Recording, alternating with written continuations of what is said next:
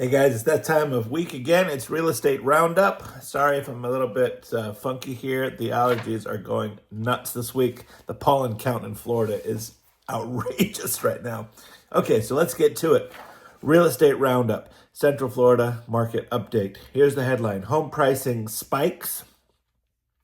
Available homes are flat and the mortgage rates are up slightly. So the last 7 days, the average home sold was a 3-bedroom, 2-bathroom home. That is steady. The average home size went up considerably, 173 square feet to 179 square feet on average.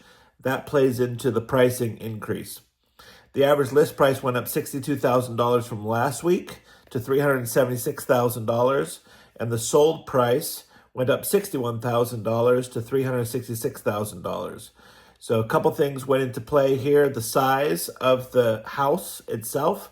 Also, the next number, the list price per square foot went up $16, and the sold price per square foot went up $16. The list price was $198 per square foot, with the list price of the sold price is $192 per square foot.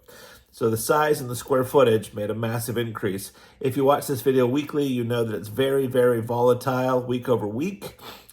But if you've been following the market and the local market, what's actually happening is there is a decrease in overall values.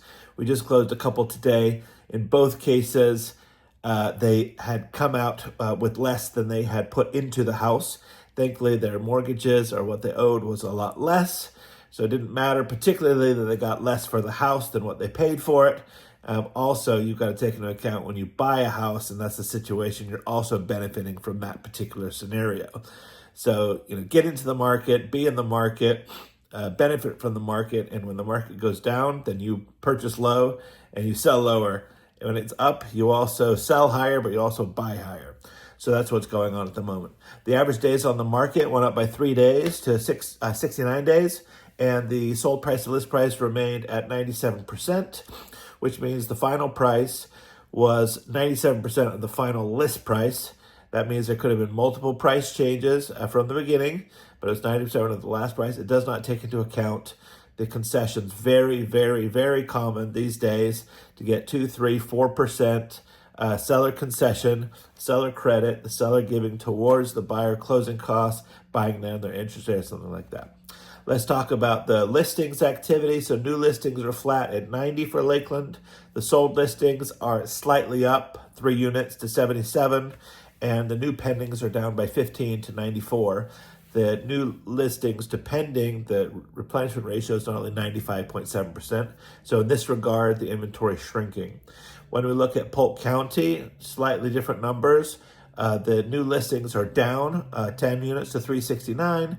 The sold listings are up 71 to 379, and the new pendings are up 15 to 422. However, in Polk County as a whole, only 87% of the listings that were removed because it went under contract were replaced. So that in that area is shrinkage. If we look at the canceled, withdrawn, expired listings, last week there was 19 such listings. This week was only 2, so that's a very small change there. The months of housing supply were at 5.38 months. The equilibrium is 6, so we're technically in a seller's market, even though it's acting like a buyer's market. That's where we are. Active listings only changed by 2, 1,043 last week, 1,045 this week. Virtually no change. Same thing with the listing at a price drop, only 103 this week. Last week it was 104.